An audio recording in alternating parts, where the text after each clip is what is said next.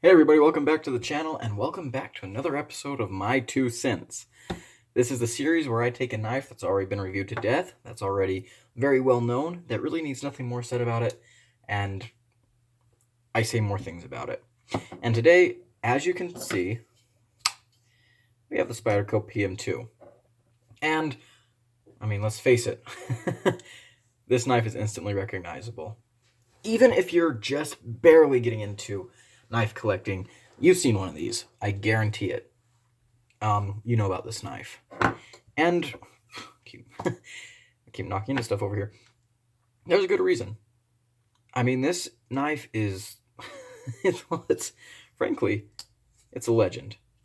It really is. And it deserves it. You know, this knife has been around for a long, long time.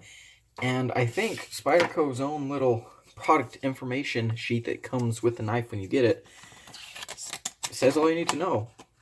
Hands down, one of Spyderco's most popular and in-demand designs, the Paramilitary 2 continues to be the canvas for numerous variations, limited edition sprint runs, and exclusives featuring different edge configurations, special blade steels, handle materials, even a left-hand model, blah, blah, blah.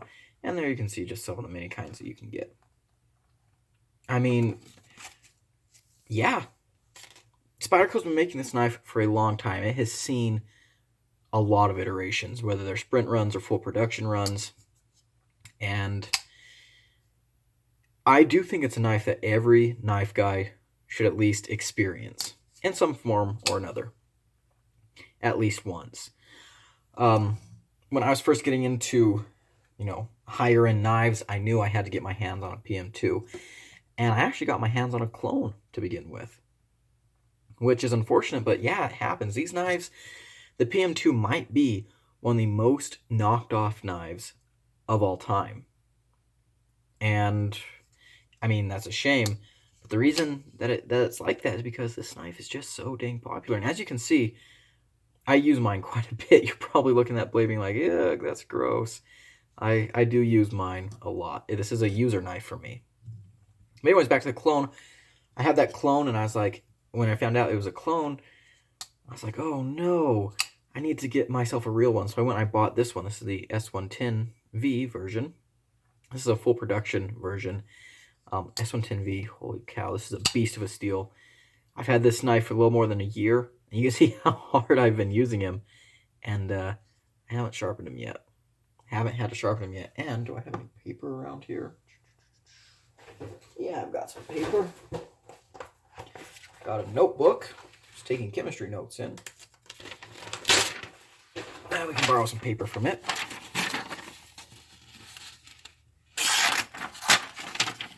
I don't get the choil under the camera. There we go. Slicing paper is hard under a camera, guys. But anyways, S110V, beast of a steel. I mean, the whole point of the reason why I do these videos is because really everything that's been said about this knife everything that can be said about this knife has already been said. And so really I have nothing much to add. 4-position pocket clip, very, very nice. Compression lock. A lot of people like the action. Just amazing.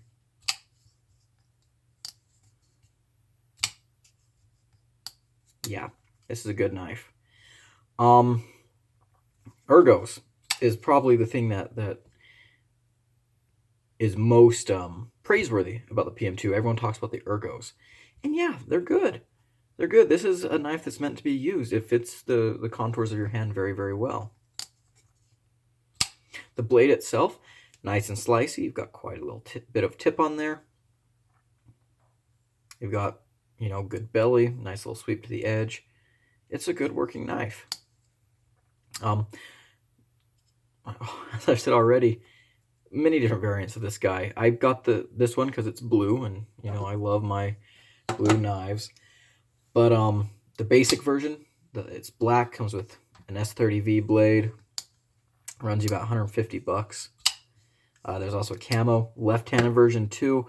This year they're coming out with a crew wear micarta with full liners, which I might have to get one of those. That looks pretty nice. But This is definitely a legend. This is a classic knife, and I don't foresee anytime soon where the PM2 is not going to be a popular knife. If you're just getting into the knife community, you should get one. If you've been in the knife community for a long, long time, you know how good this knife is, and you probably own one. You probably use it. I know some people are getting, maybe a little bit of bored of the PM2. It's been out for so long, but I mean, as far as usable knives go, you can't go wrong with the PM2.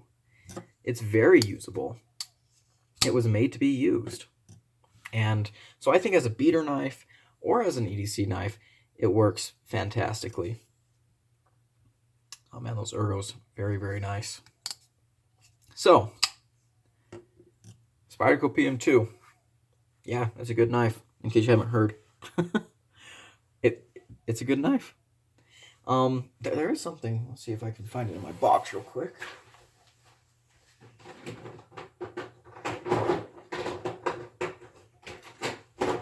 Here's a knife I had back when I was younger, that I do think was inspired by the PM2, which, again, this knife's been around forever.